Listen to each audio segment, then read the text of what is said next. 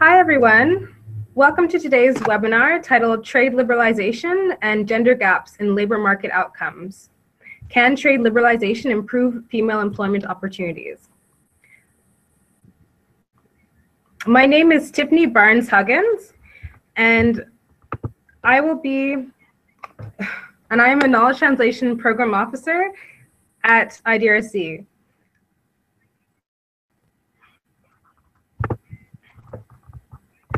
On behalf of the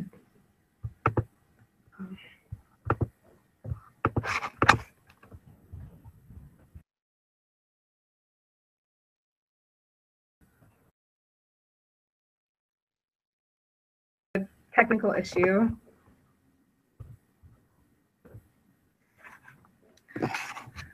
On behalf of the GrOW team, the Growth and Economic Opportunities for Women program, it's my pleasure to welcome you to the webinar. The agenda for the seminar is as follows. First, we'll hear from Dr. Janneke Pieters, who will present her findings from her research with GrOW. Dr. Pieters is assistant professor in the Development Economics group at Wageningen University. She's also research fellow at the Institute of Labor Economics and associate member of the European Development Network. This will be followed by a Q&A, which will involve a mix of discussant-led questions and questions from viewers. We encourage you to use the live chat to post questions about the presentation. You're also encouraged to continue the conversation following the webinar on Twitter, where you can post any unanswered questions using the hashtag GrowTalks to notify us. Now I'll pass the mic to Janneke. Thank you, Tiffany, and hello, everyone. So I'm going to talk about my research on trade and employment opportunities for women, for which I'll now turn on the presentation mode to share some slides with you. So you won't be seeing me anymore.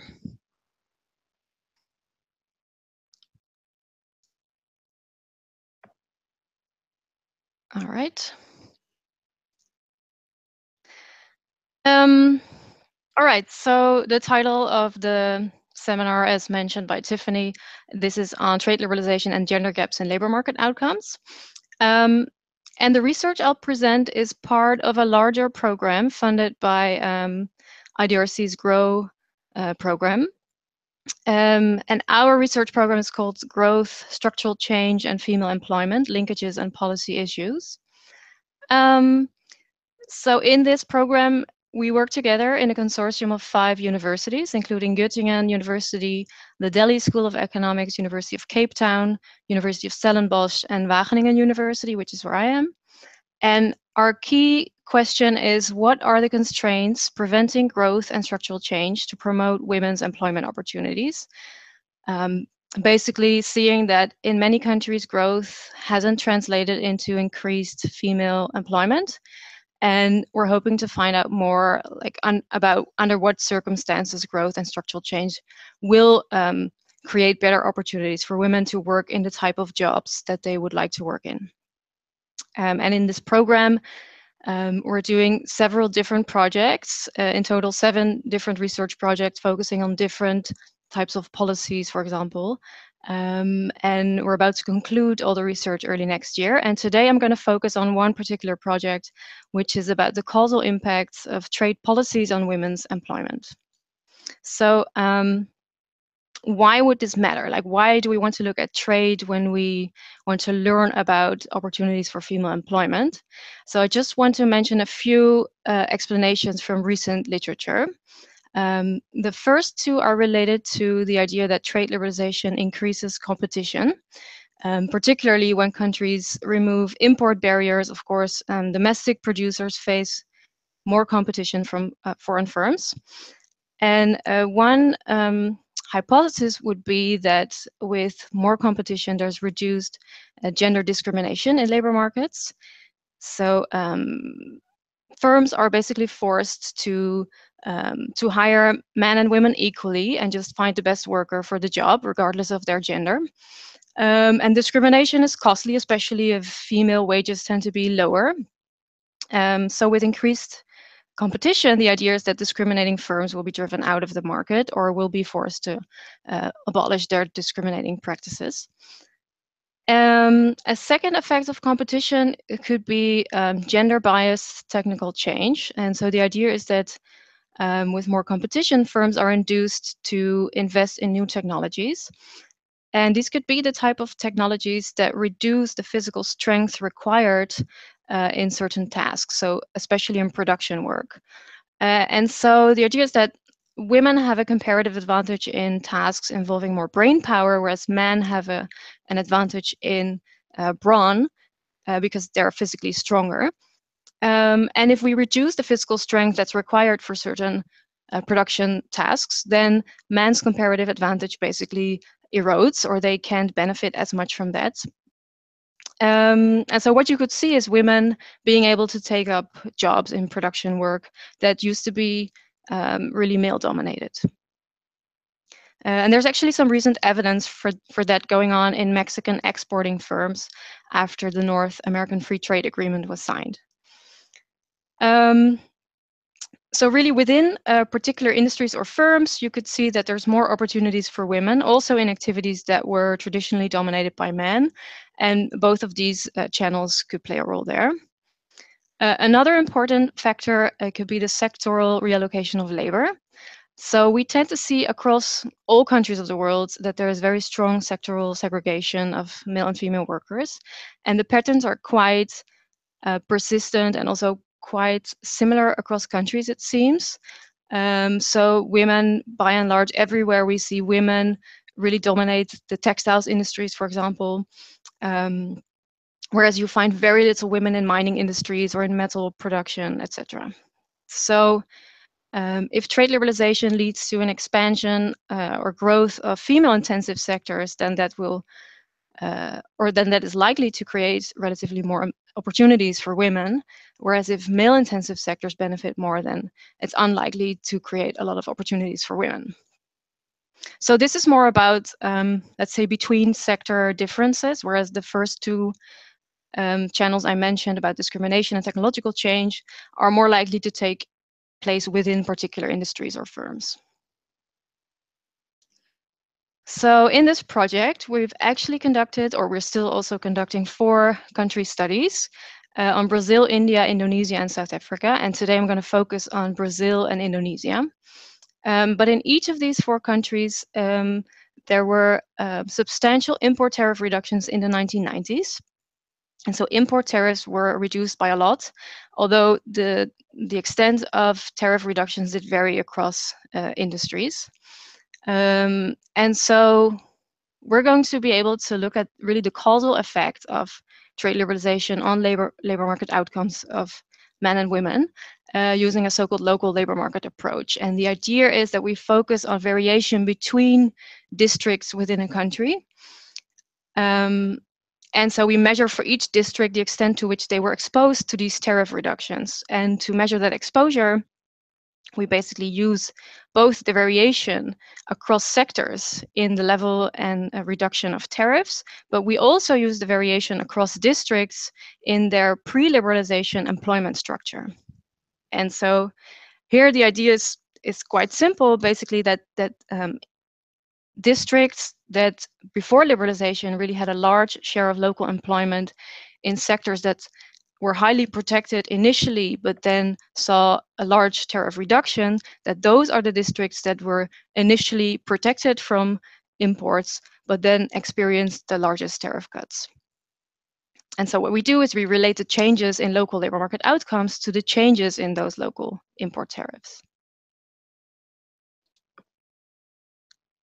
Now, just a little bit of background on each of the 4 countries. So what you see here is for the beginning and the end of the period that we analyze in each country, the male and female employment to population ratios.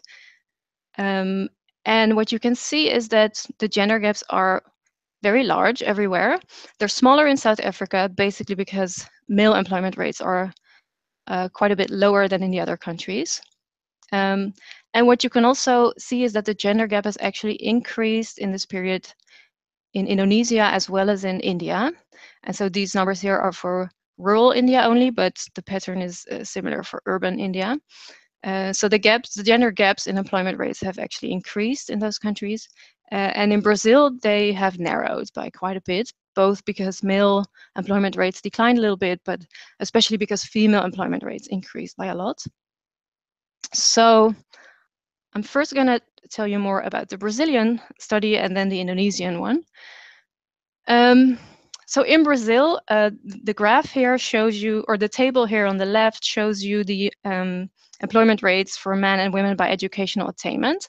And basically what this is meant to show is that the gender gaps in employment rates are much higher for the less educated population. So there we really see in 1991, for example, only a third of the less educated women were employed compared to over 90% of men. And the gap definitely narrowed over time, but was still substantial in 2000. And the gaps were smaller to begin with for the highly educated population, where they also declined over time, but by less than for the less educated. Then the graph on the right-hand side shows the extent of sectoral segregation in 1991, basically showing the percentage of the female and the male labor force in the tradable sector and in the non-tradable sector. So the tradable sector includes agriculture, mining, and all of the manufacturing sectors, and non-tradable is basically services. And here you can see that the extent of segregation is quite high. So we really see that for women, only about 20% on average work in the tradable sector. And that's even lower for high-skilled women. And for men, it's closer to 40%. And it's lower for high-skilled men, but the gender gaps are quite clear for both groups. And this is going to be important in our results. So what we see within the tradable sector is that the pattern of gender segregation is quite similar to what we've seen in other countries. So the most female-intensive tradable sectors are apparel, textiles, footwear, and pharmaceuticals, and the most male-intensive ones are mining products and vehicle production. And we do see that in the period, so in the 1990s, the tariff reductions in Brazil were highest in apparel.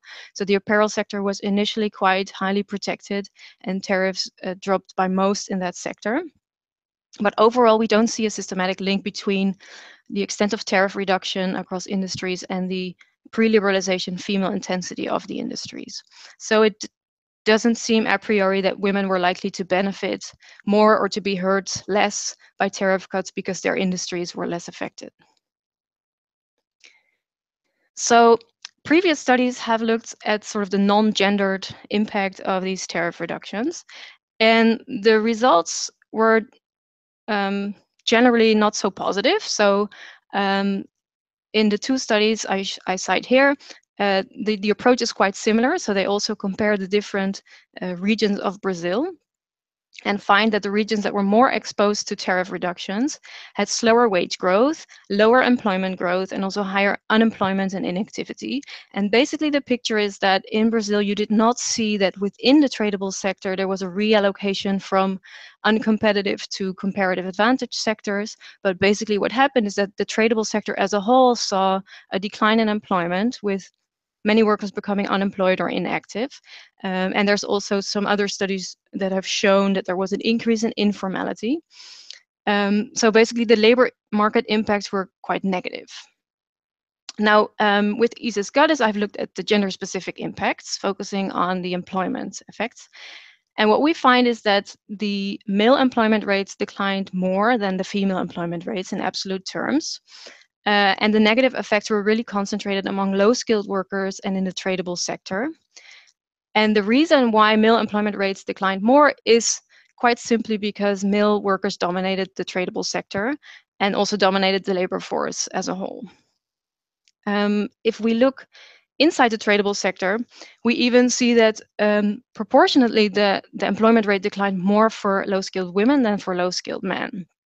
And so we also look at particular subgroups where we think, okay, if discrimination would have declined or technological change would have taken place that would allow women to take up certain production line jobs, then these are the groups where we should see women benefiting relative to men, but we really don't find any evidence that this was going on.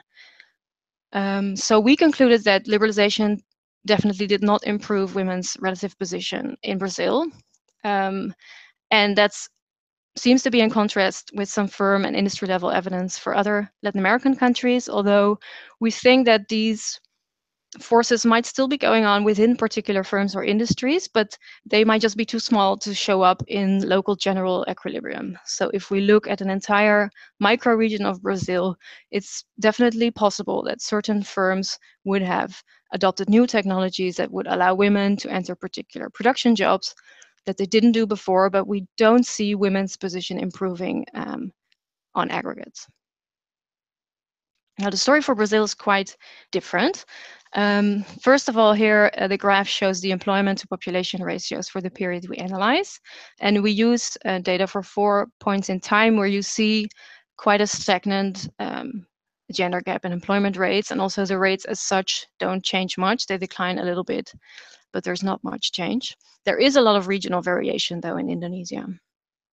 And so previous studies on Indonesia's trade liberalization in this period have found that the effects were quite positive. So the tariff reductions in Indonesia were associated with a reduction in poverty and an increase in manufacturing wages, especially for low-skilled workers, and also increased productivity among manufacturing firms. But the main those effects were mainly achieved by the fact that intermediate inputs became cheaper. So firms not only face tougher competition when the tariffs on their output decline, they also benefit from cheaper inputs when the tariffs on the products they use as intermediate inputs decline. And so in Indonesia, we particularly look separately at both those types of tariffs. So in this graph, we look at the relationship between tariffs on inputs and the female share of workers before liberalization. And so here the vertical axis measures what we call the input tariff changes. And for example, if you take the point all the way to the right for the textiles industry, there was a large reduction on input tariffs, which means that the industries that supply inputs to the textiles industries were subject to quite large import tariff reductions.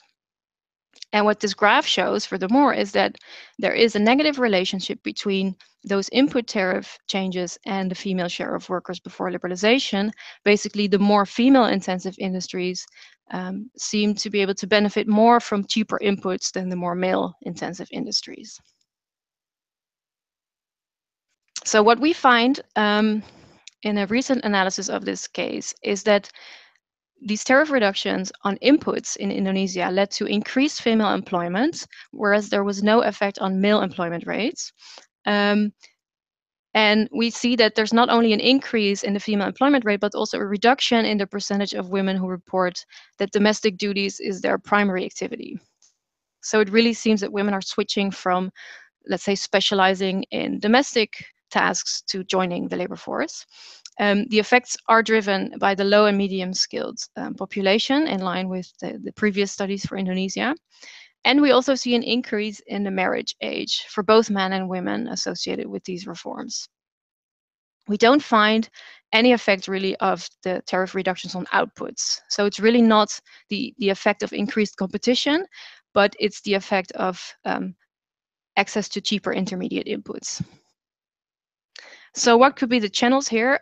I showed you the graph on the previous slide, and it seemed to suggest that maybe women benefited because the female-intensive industries benefited more from cheaper inputs. And we do also see that in the districts of Indonesia that were more exposed to input tariff reductions, we see structural change towards the more female-intensive industries. So there was relatively more employment growth in the low-skilled female-intensive industries than in the low-skilled male-intensive industries.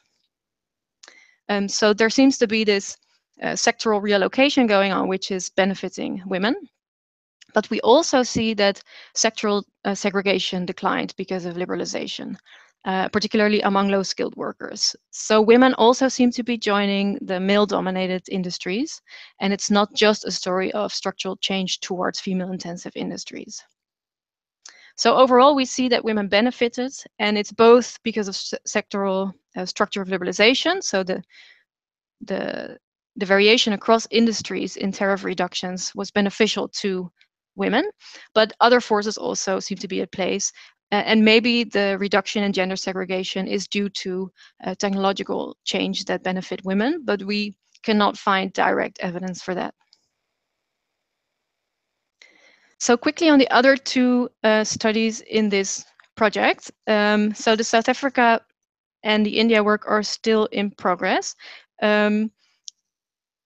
In South Africa, the results look very similar to Brazil. So the overall effects of import tariff reductions on the labor market were quite negative, with increased unemployment and reduced employment. And also it appears that the effects were stronger on men. In India, the story looks quite different. So what we know from previous research is that input tariff reductions in India led to increased poverty, or at least a slowdown in poverty reduction. And also reductions in wages, etc. But there we seem to see this effect of female labor being used as a sort of insurance mechanism. So to cope with increased poverty, in rural areas, female labor supply is increasing, and this is particularly in agricultural activities and in self-employment. So self-employment in agriculture. Except for one group of districts where we see that actually men are entering public works programs. But in the other districts, we see female labor supply is increasing. And this is what you could call distress-driven labor supply. So it's not the case that trade liberalization was improving opportunities for women, but it's really sort of a poverty push that's pushing them into the labor force. And we're hoping to do more analysis of the implications of that type of labor supply. A different study that's also related is one that compares countries across the world and finds that fertility is lower in countries that have a comparative advantage in female-intensive industries. So basically countries which exports basket is dominated by textile products, for example, have lower fertility than countries that export mainly mining products. And so it seems that really export growth in female-intensive industries improves the employment opportunities for women. And I think the most striking aspect of that study is to show that the sectoral segregation of male and female workers is very similar across countries and over time. So it's really, you can really rank industries according to their female intensity in one country, and you will find very similar rankings in all the other countries. So a few implications so far for the main question, can trade liberalization create employment opportunities for women? From the studies that we've conducted, it seems, first of all, important that the economy as a whole needs to benefit, right? So if the labor market is negatively affected, for example, because of rigidity in the labor market or because firms are not competitive, then it's very unlikely that women are going to benefit from these reforms. And that appears to be what we see in Brazil, South Africa, and India. And also in these countries, you might still see an effect of increased competition reducing discrimination, but we find no evidence for that. And Indonesia, the Indonesian case really shows that women can benefit if the overall economic or labor market impacts are positive. And there, the sectoral structure of liberalization really seems to matter, but also the fact that segregation declines points at other forces at play, and potentially technological change. But we think that this sectoral segregation plays a key role, and probably we need to understand a bit better how universal and how persistent these patterns are. It's actually quite difficult to get comparable data across countries on the female share of workers across industries. So it would be good to do more research on that. And in addition to that, it would be important to understand better what the sectoral structure of trade looks like and of trade policies. So which sectors do we see dominating exports in particular countries? Which sectors are still protected by trade barriers across countries? And also, what does the sectoral structure of trade look like if we look at, for example, the value added that countries contribute to their exports rather than their gross exports? And if we look at the position that countries take in global value chains. So those are questions basically currently on our research agenda. So with that, I'll thank you for your attention, and I'm going to close the slides, and I think Tiffany will open the discussion.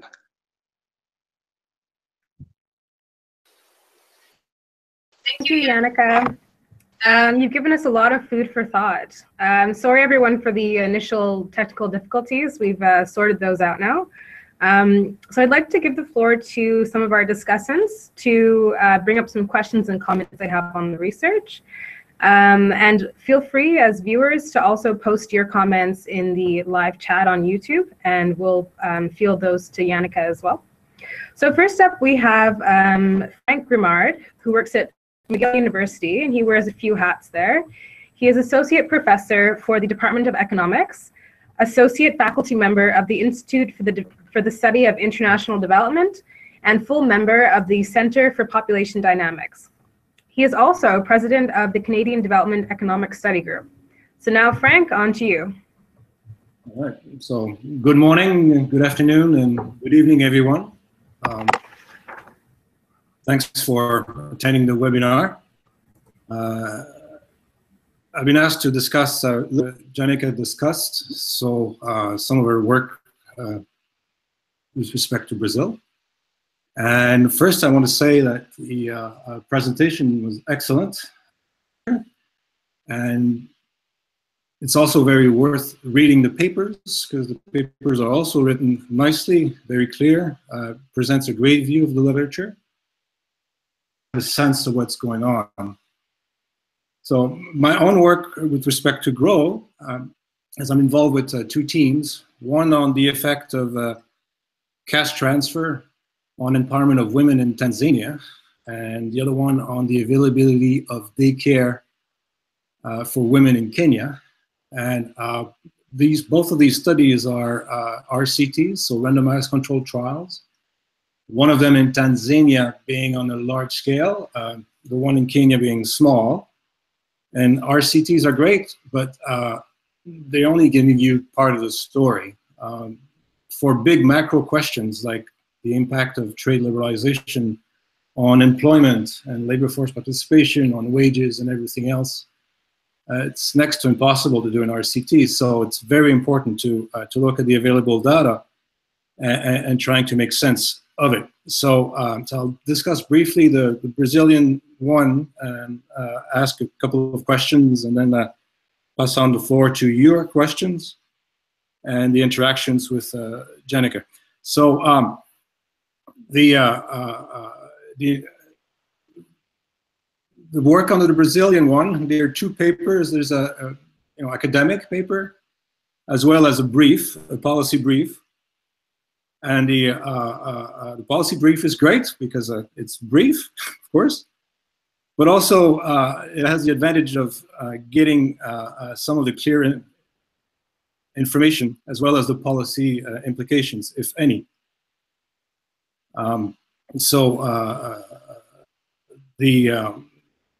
These results are estimated using a differences approach.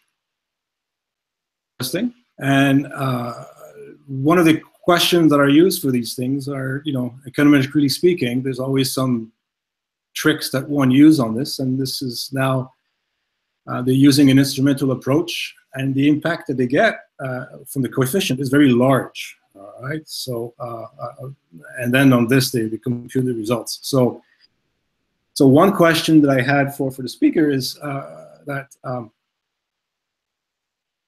to know and understand a little bit more about the instrument that was used. The basic results say that a 1% reduction in trade protection will decrease labor force participation by 2%. A 1% reduction in trade protection will decrease labor force participation by 4%. These are huge effects that are estimated. All right, in Canada, getting labor force participation to change is next to impossible, for instance, in some developing countries too. So could it be that in fact it's not an average treatment, but it's more a very local average treatment that's fine due to the instrumentation that's being used? All right, so one wants to understand a little more about the, if I were to be a referee of that paper, I'd like to understand a little more about the instruments here. But assuming the results hold, I think it's very interesting. So the next question then would be more using the brief. You say that one has to pay attention in the brief to gender effects in the case of Brazil. So then the question is, what would have been the policy implication? What type of policies one would have done then in order to deal with women? So that's what's a question that's kind of left hanging in there. And if I may say, I mean, the last slides that we saw about the implications of the results for overall for Indonesia and Brazil, I think some of these ideas that are there should be put more in the discussions of the briefs as well as that. But I think it's great, super research, very interesting. For me, it's in some other part of my research that I'll be doing and looking at the impact of growth on service sectors in Africa. I think I'm going to be using that and certainly use the results as a guide for what I do. And I encourage to Janneke and your team to make these results more available and make them especially for policy people, because they are very interesting. So thank you, and have a great day, everyone. Thanks, Frank, for your questions and comments. So I guess I'll turn it on to Janneke right away, because we don't have any questions from the viewers right now. So Janneke, let's turn it to you. Yes, okay. Thank you, Frank. Thanks for the compliments, and thanks also for highlighting a drawback of RCTs. And sometimes it's frustrating that we can't use RCTs to answer the big macro questions, but it's also a challenge that I like.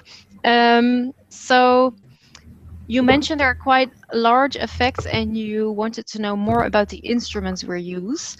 But I wonder whether you've seen an older version of the paper. So in the published version of the Brazil paper in the Journal of Human Resources, we're not using an instrumental variable approach. So we're just using the tariffs on the tradable sectors to construct a district level or a micro-region level measure of tariffs. And what we see is still quite large effects, but not to the extent that a 1% tariff reduction would increase participation by 2%. So it is possible that those instrumental variable estimations were high because of the first stage, let's say. So we do still find quite large effects. So if you look at the cross-regional variation in the exposure to tariff reductions, and that's the variation we use in the analysis, we find that the variation in tariff reductions can explain about half of the variation in changes in gender gaps in participation. So the effects are quite large. What's a bit puzzling, of course, is that we find a narrowing of the gender gap in employment rates in absolute terms. And like I said, men were affected more strongly, but only because they dominated the labor force to begin with. So if employment declines in the tradable sector and the sector is dominated by men, then of course more men are going to lose their job than women. Or not of course, but that's what we find. But it doesn't have anything to do with an improved position for women. So the gender gap in employment rates narrowed, but not because women were better off, but simply because men were hit worse than women. And the question about policy implications, it's a tricky one, because I think because so many men and women lost their jobs, it would be really important to learn a bit more about how families were affected. So we didn't look into this, but what happened to marriage rates, what happened to child schooling, for example, those are important questions. And I can imagine that it matters a lot to families if the husband was the prime breadwinner or the prime worker losing their job, then this can have different impacts from if the mother, if she was a secondary earner, loses her job. At least there's some research suggesting that male employment has worse effects on children, for example, than female unemployment. And so I think it would be important to learn more about the effects on families before thinking of what type of policies could Brazil have implemented to deal with these effects of trade liberalization.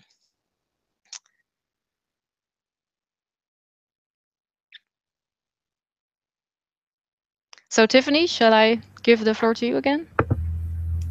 Yep. Thanks, Janneke, and thank you, Dr. Grimard, for your questions and your answers, Janneke. So now I'd like to bring the mic to John Cockburn to suggest his questions and raise his comments. So John Cockburn is Scientific Advisor at Partnership for Economic Policy, PEP, and Associate Professor at Université Laval. So on to you, John.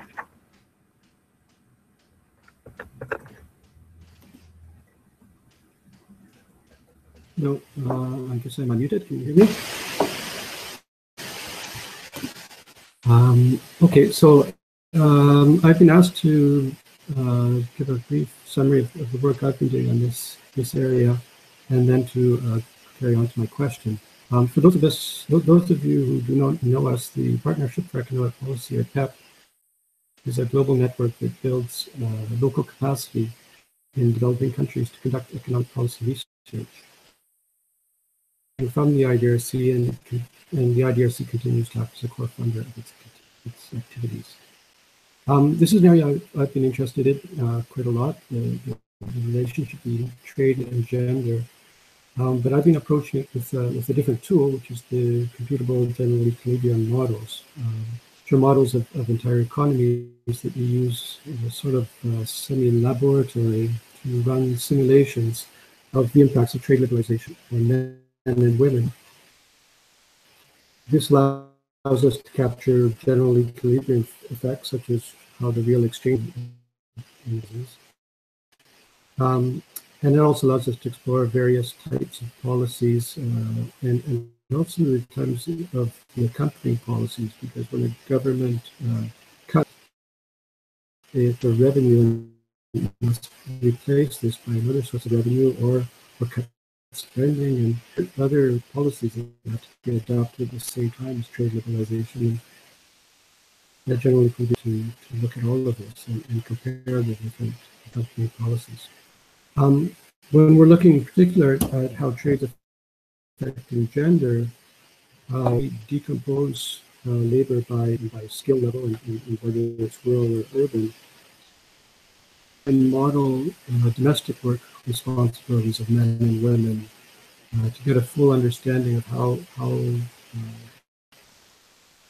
and women adapt to changing labor market conditions, how they domestic work burden, and also as a result how is their leisure time affected. We've looked at this in quite a few countries: Ghana, Honduras, Senegal, Uganda, South Africa. Countries, we did find that the trade liberalization was increasing gender wage gaps, particularly in the African countries. And these results were explained by the greater participation of women in import competing work and opening or a reduction of tariff protection. Whereas in most of these countries, men were more focused in the export-oriented sectors, the ones that were benefiting from trade liberalization. And we find similar results to Janneke concerning the differences at skill level, with rural and low-skilled workers being most negatively affected.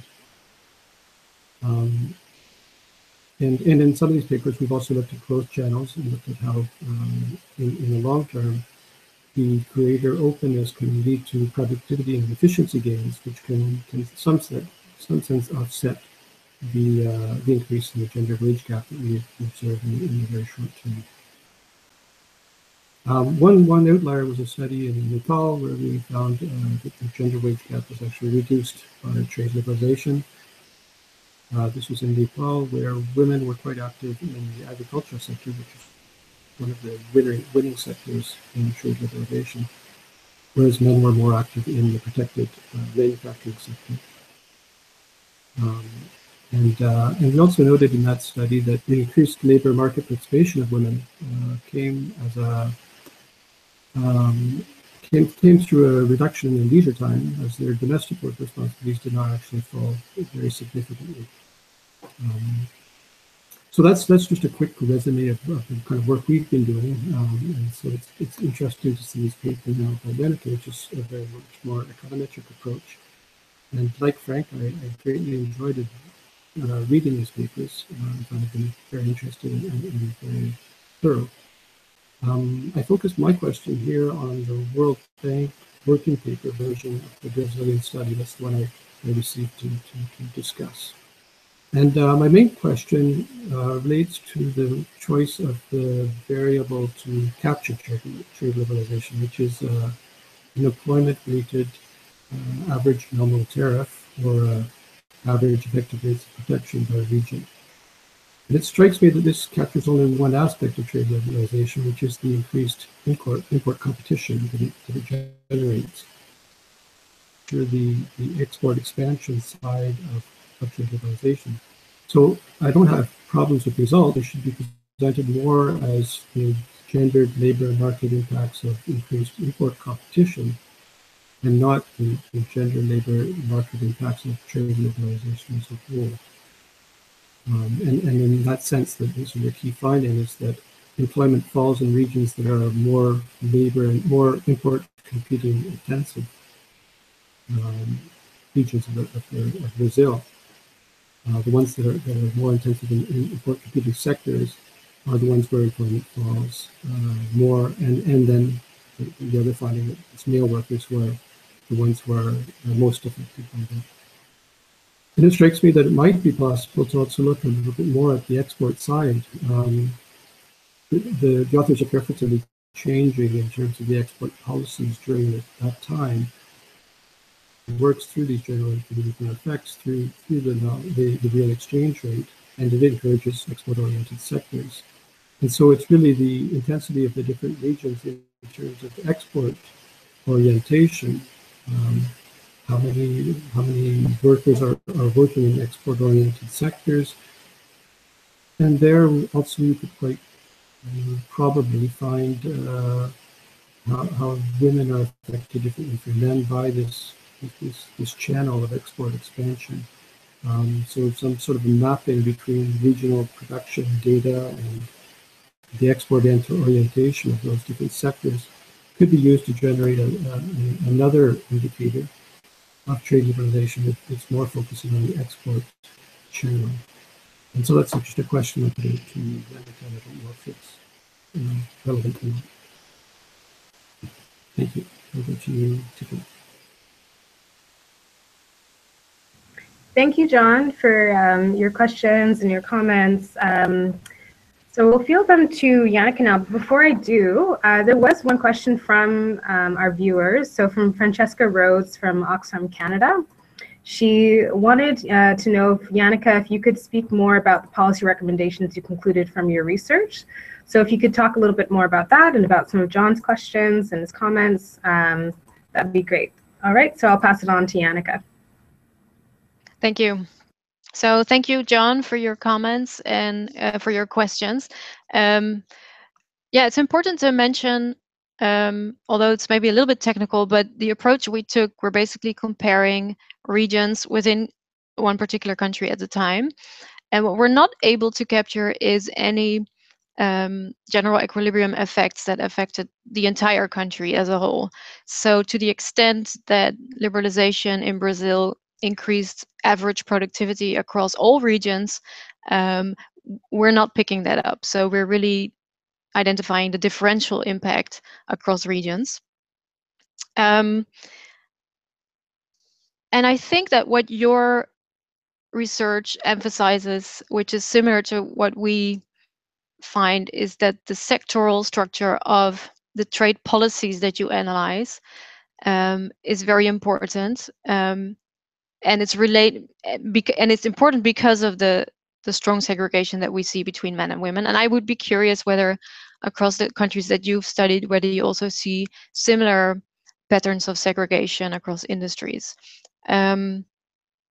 So your question about how our measure of local tariffs, you're absolutely right that we're focusing really on import tariff reductions, and the reason is for a large part methodological, because we can argue that those tariff reductions were more or less exogenous, so they weren't driven by particular industry lobbying or industry productivity. They really came about because of political change or because of IMF conditionality. And so it allows us to get at the causal effect of trade liberalization, but only the import liberalization part. Whereas if you would study something like the North American Free Trade Agreement, then of course, for Mexico, a really big impact came through increased access to the US and Canadian markets. And so the increased import competition was only a small part of that reform. Now in Indonesia, for example, the major reforms were really in terms of import tariffs, and I'm not sure to what extent the real exchange rate would have adjusted and would have affected export opportunities. And I do think it's interesting to see whether variation across industries in terms of their export orientation could be used to sort of to try and get at that too. Definitely also with the Asian financial crisis, of course, there was much more going on in Indonesia. And in Brazil also, there was much more going on at the time with huge inflation rates and other things associated to the political regime change. So yeah, I think it would be very important to look more at exports, and really what we show is only the effect of import liberalization. And my impression from the literature is a bit that it's not always clear what people mean by the effects of trade liberalization. So let's say the textbook theoretical models would compare the case of no trade to the case of free trade, but in reality, of course, trade liberalization takes many different shapes. And this is what I meant when I said one of the questions for future research is actually, what does trade liberalization currently look like, and what's the sectoral structure of trade policies? If we look nowadays, a lot of the trade barriers that countries have are not so much in the form of import tariffs, but more of other types of barriers.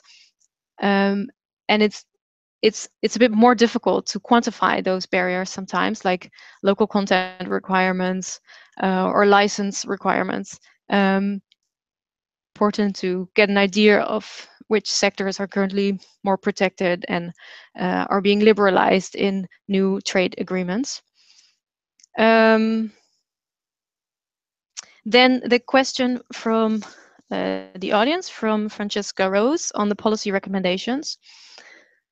Yeah, it's a bit difficult, especially the countries where we find quite negative impacts.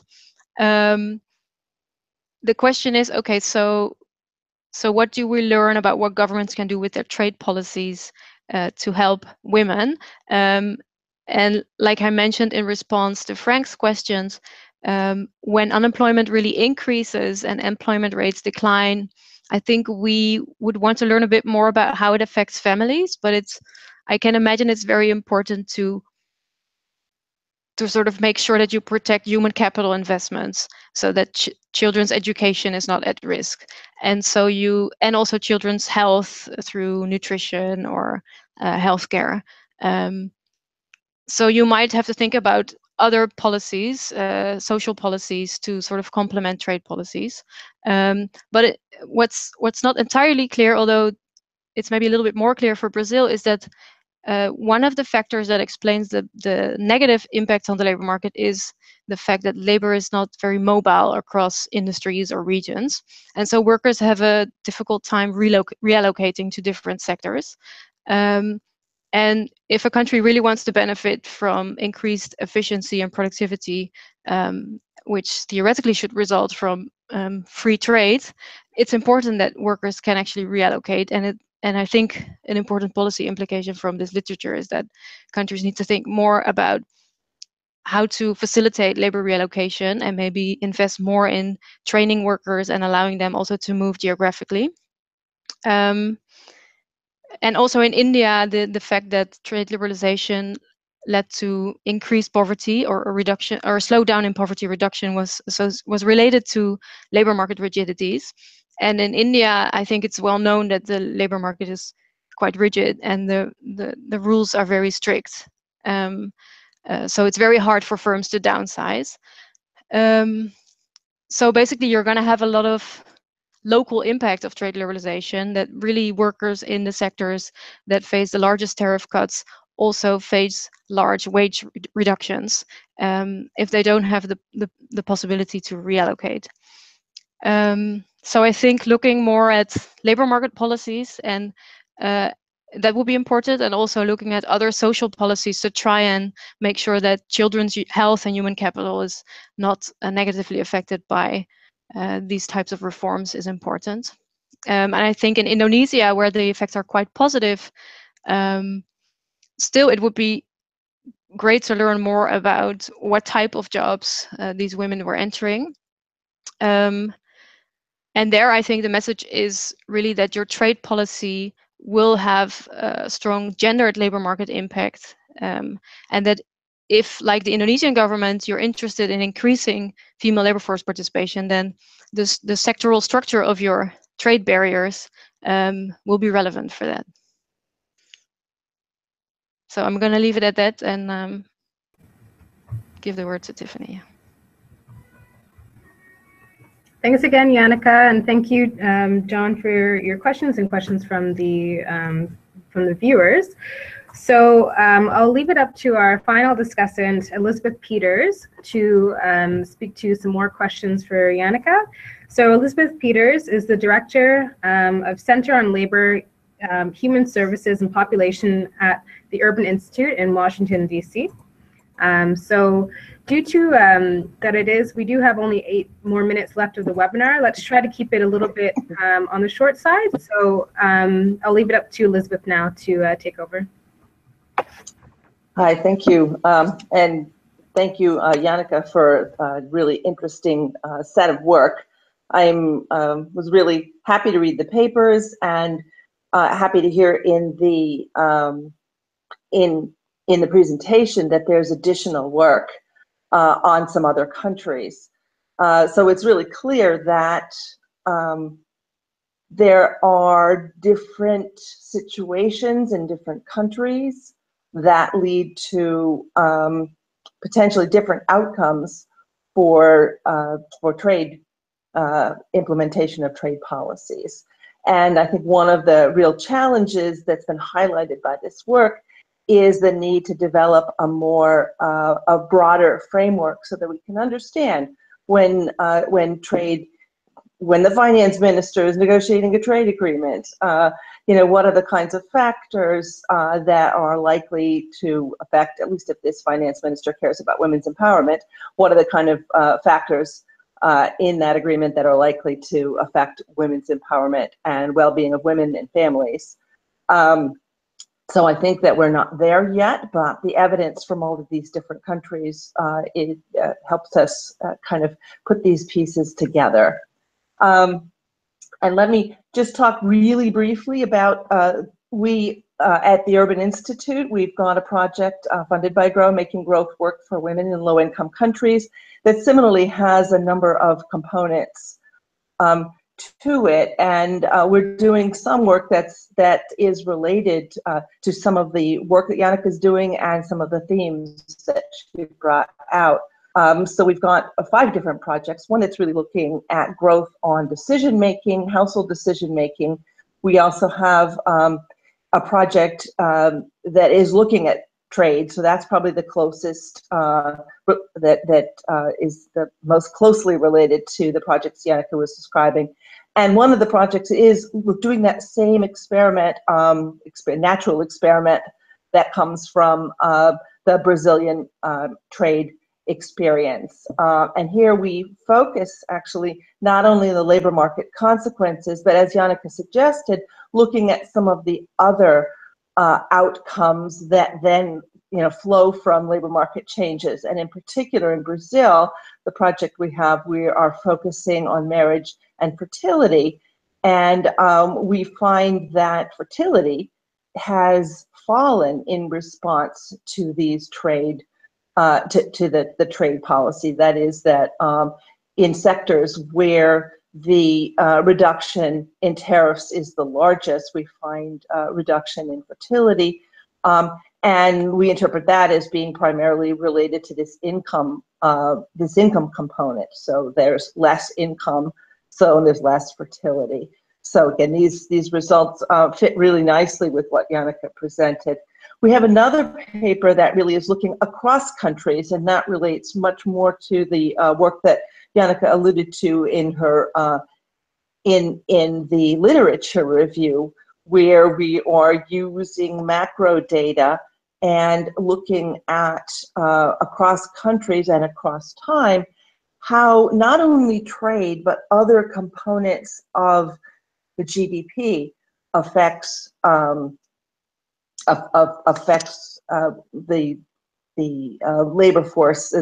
labor force inequality between men and women. And similarly, we're finding that that when there's a larger share of imports, that is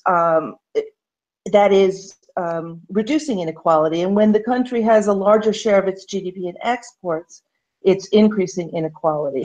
So there seems to be some parallels to some of the results that that Janneke was talking about.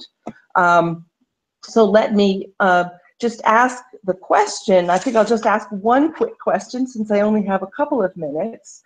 And this may not be answerable, but hopefully we'll be raising some questions. And that is, really, it's been argued that a female labor force participation may or may not increase women's empowerment or well-being. And it really depends on whether the increase in labor force participation is associated with an increase in decent jobs and or a reduction in the time burden of home production. And I think there is some evidence, I saw some evidence from Janneke's results that may be the case in Indonesia, that it really is women's empowerment enhancing.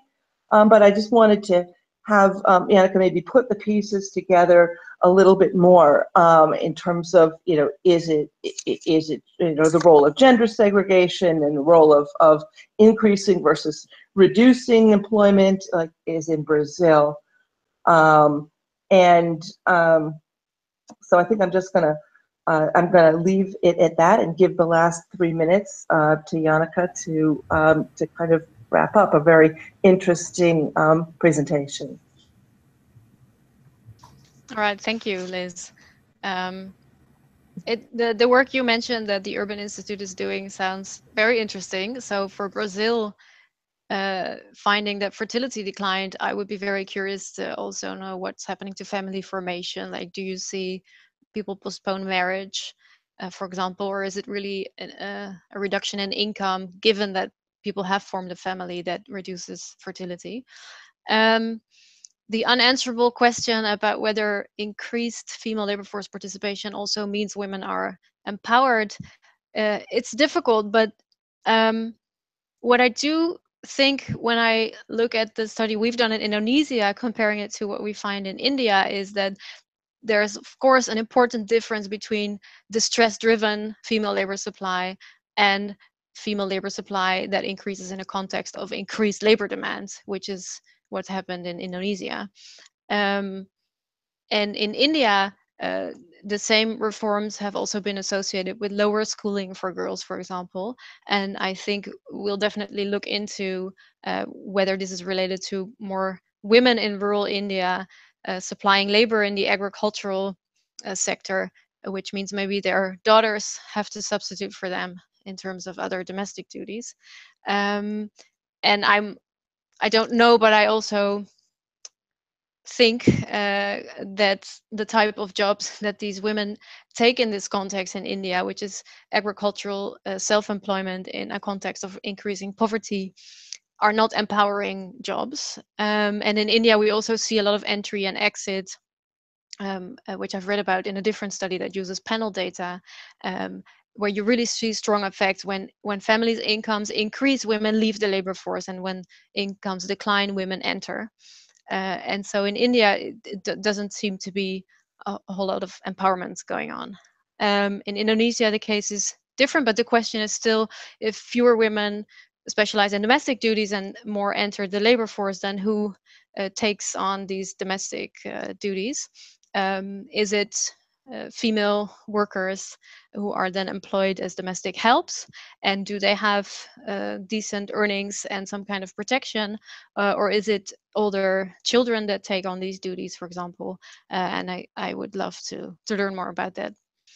So thank you for your question.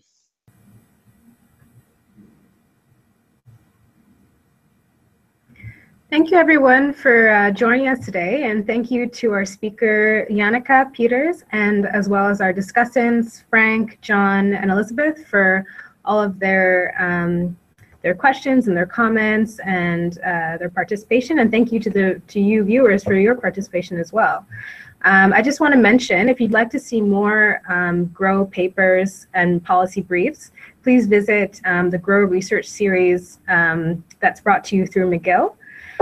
They have a full list of publications from GrOW on their website, and Jillian, my colleague, has put the link into the chat box. As well, if you'd like to submit, they offer you the opportunity to submit working papers on women's economic empowerment, and they also offer GrOW researchers to submit their papers as well. And this is a great opportunity because it provides copy editing and other editorial services, and it's a great way to get your papers published. If you have any more questions, please tweet your questions to us through using the hashtag GrOWTalks. That was mentioned at the beginning of the chat box. And we'll leave it at that. So thank you so much for joining us today. Bye.